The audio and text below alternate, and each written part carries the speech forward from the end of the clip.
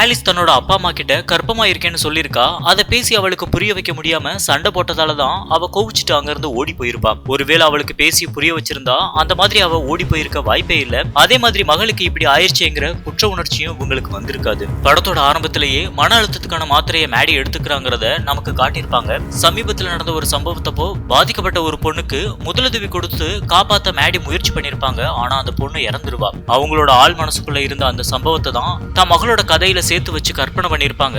இதுக்கு முக்கியமான காரணமா அந்த மாத்திரை இருந்திருக்கும். அதே மாதிரி ரோட்ல நடந்த விபத்துல மகளுக்கு அடிபட்டு பயங்கரமான காயத்தோட தான் அம்மாவுக்கு போன் பண்ணிருப்பா.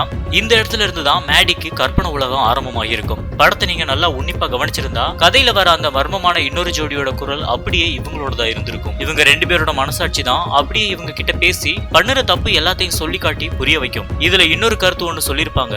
மேடி ரொம்ப நேரமா முதலுதவி கொடுத்து காப்பாத்த நினைச்சது அவளோட மகளை தான். அதே நேரத்துல அதிகாரிகளுக்கு போன் பண்ணாம மகளை பிரச்சனையில இருந்து எப்படி காப்பாத்துறதுன்னு தான் பிராங்க் பேசிட்டே இருப்பான். ஒழுங்கா ஆம்புலன்ஸ்க்கு போன் பண்ணிருந்தா மகளை காப்பாத்திருக்கலாம். சில சமயங்கள்ல அம்மா அப்பா என்ன பண்ணுவாங்கன்னா எல்லாம் எங்களுக்கு தெரியும்னு நினைச்சிட்டு மூக்க நுழைப்பாங்க. அதனால அவங்க எதிர்பார்க்காத மோசமான விளைவுகள் கூட நடக்கும். குழந்தைகளுக்கு வழிகாட்டுதல் தேவைதான். ஆனா அதுக்காக 18 வயசாகிட்டா அவங்களுக்கு பிடிச்ச வாழ்க்கையை தேர்வு செய்ய வாய்ப்பு கொடுக்கணும். அடிபட்டு கிடக்கும் போதே ஜேக்கப்க்கு கால் பண்ணி கர்ப்பமா இருக்கிறத பத்தி சொல்லவான்னு ஆலிஸ் கேட்பா. ஆனா பிராங்க் இவள சத்தம் போடுவான். ஒருவேளை மகளோட விருப்பத்துக்கு விட்டிருந்தா கூட ஜேக்கப் கலட்டி விட பார்த்திருக்கலாம்.